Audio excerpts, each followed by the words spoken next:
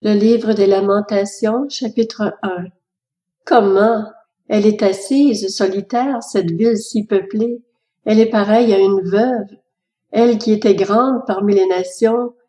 Elle qui était une princesse parmi les provinces. La voilà maintenant astreinte à la corvée. Elle pleure durant la nuit et ses joues sont couvertes de larmes. Parmi tous ceux qui l'aimaient, pas un ne la console. Tous ses amis l'ont trahie. Ils sont devenus ses ennemis. Juda est en exil, accablé par la misère et un grand esclavage. Il habite au milieu des nations sans y trouver de repos. Tous ses persécuteurs l'ont rattrapé au beau milieu des détresses. Les chemins de Sion sont dans le deuil, car on ne va plus aux fêtes.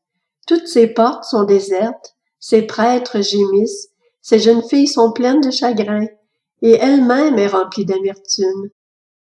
Ses adversaires ont pris le dessus, ses ennemis sont tranquilles, car c'est l'Éternel qui l'a plongé dans le chagrin à cause du grand nombre de ses transgressions. Ses enfants ont marché en déportés devant l'adversaire. La fille de Sion a perdu toute sa splendeur.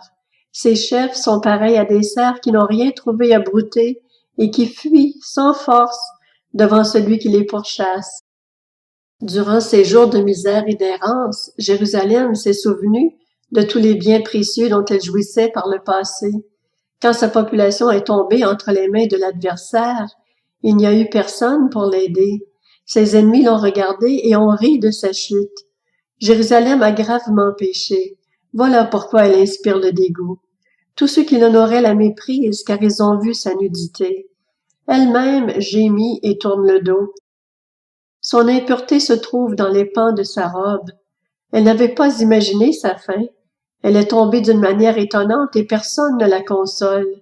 Vois ma misère éternelle face à l'arrogance de l'ennemi. L'adversaire a étendu la main sur tout ce qu'elle avait de précieux. En effet, Jérusalem a vu les nations pénétrer dans son sanctuaire, alors que tu leur avais interdit d'entrer dans ton assemblée. Toute sa population gémit, elle cherche du pain.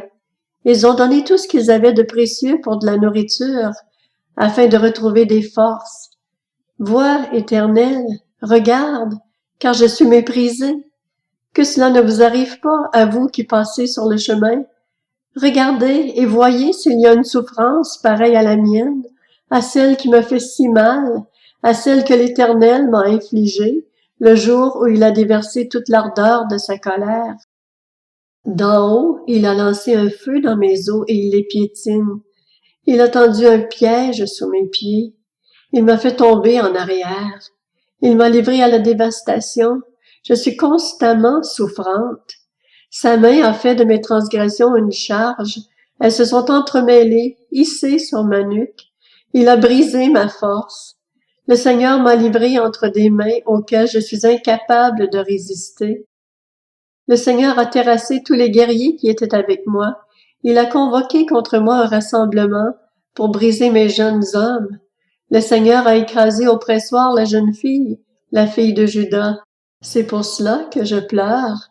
Mes yeux fondent en larmes, car il s'est éloigné de moi, celui qui pourrait me consoler, celui qui aurait pu me redonner des forces.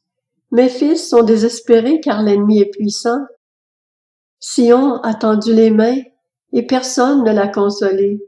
L'Éternel a donné ses ordres contre Jacob, aux adversaires qui l'entouraient, et Jérusalem est devenue un objet d'horreur au milieu d'eux. L'Éternel est juste, car je me suis révoltée contre ses ordres. Écoutez donc, vous, tous les peuples, et voyez ma douleur. Mes jeunes filles et mes jeunes hommes sont partis en déportation. J'ai appelé mes amis et ils m'ont trompé. Mes prêtres et mes anciens ont expiré dans la ville, alors qu'ils cherchaient de la nourriture pour retrouver des forces. Regarde, Éternel, car je suis dans la détresse. Je suis profondément tourmentée, profondément bouleversée, car j'ai été vraiment rebelle. Dehors, l'épée m'a privée d'enfants, dedans, c'est la mort. On a entendu mes gémissements et personne ne m'a consolée. Tous mes ennemis ont appris mon malheur, et ils se sont réjouis de ce que tu en étais l'auteur. Tu as fait venir le jour que tu avais annoncé. Qu'ils deviennent eux aussi pareils à moi, que toute leur méchanceté vienne devant toi. Traite-les comme tu m'as traité, à cause de toutes mes transgressions, car mes soupirs sont nombreux et mon cœur est souffrant.